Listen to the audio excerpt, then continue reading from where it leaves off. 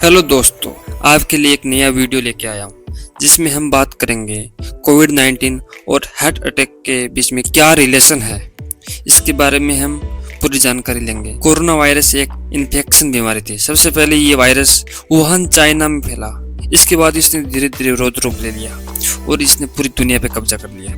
इसके सिम्टम थे फीवर, थकान, सूखी खांसी और ये बीमारी ज्यादातर ओल्ड एज वाले लोगों पे हावी हो रही थी।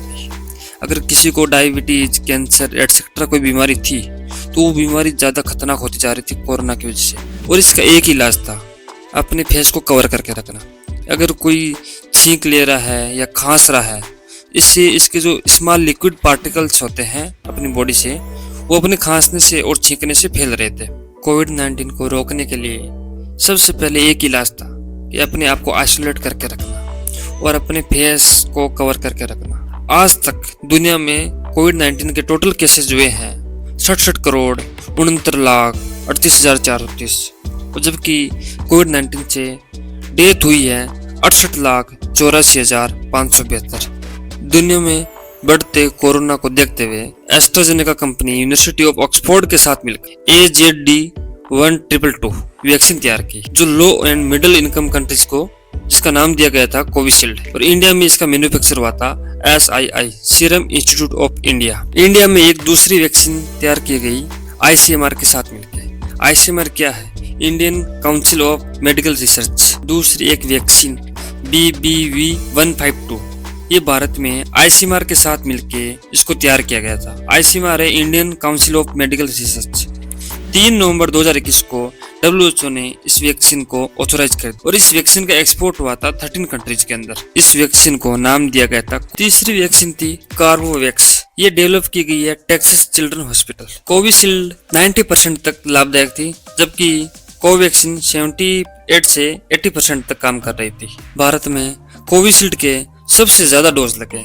इसके टोटल 175 करोड़ डोज लगे हैं।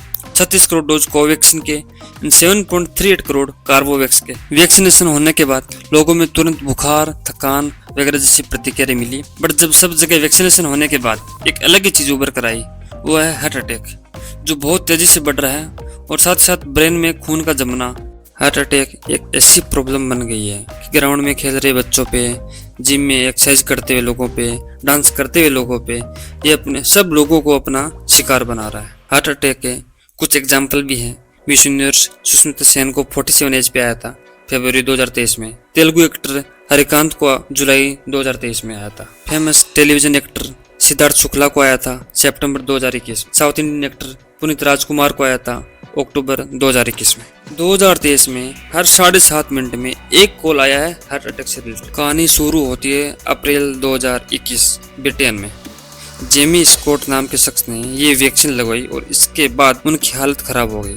शरीर में खून के थक्के जमना स्टार्ट हो गए तथा असर सीधा इसके दिमाग पर हो रहा। ब्रेन में इंटरनल ब्लीडिंग भी हुई। जेमी स्कॉट की पत्नी ने ब्रिटेन कोर्ट में एस्ट्राजेनेका के खिलाफ केस दर्ज कराया। ब्रिटेन में टेलीग्राफ की रिपोर्ट देखते हुए खतरे को भांप लिया, सुझाव दिया कि 40 से कम उम्र के लोगों को दूसरी किसी वैक्सीन का डोज दिया जाए। एस्ट्राजेनेका से होने वाले नुकसान कोरोना से कहीं ज्यादा दिखता। MHRA medicine health care product regulatory ने ब्रिटेन में जूझने वाले 5 में से एक व्यक्ति की मौत हुई। एस्ट्राजेनेका केस में जिस खतरनाक टिटीज का जिक्र हुआ है वह है थ्रोम्बोसाइटोपेनिया सिंड्रोम। थ्रोम्बोसिस बहुत दुर्लभ सिंड्रोम है। थ्रोम्बोसाइटोपेनिया तब होता है जब खून में प्लेटलेट्स का स्तर गिर जाता है। प्लेटलेट्स रक्त कोशिकाओं के टुकड़े होते हैं जो चोट लगने पे खून को जमाने में मदद करते हैं। TTS के सिम्टम हैं सिर दर्द, साफ दिखाई न देना, बोलने में कठिनाई, सांस लेने में दिक्कत, चक्कर आना, सीने में दर्द, पैर में सूजन। ICMR Indian council of medical research के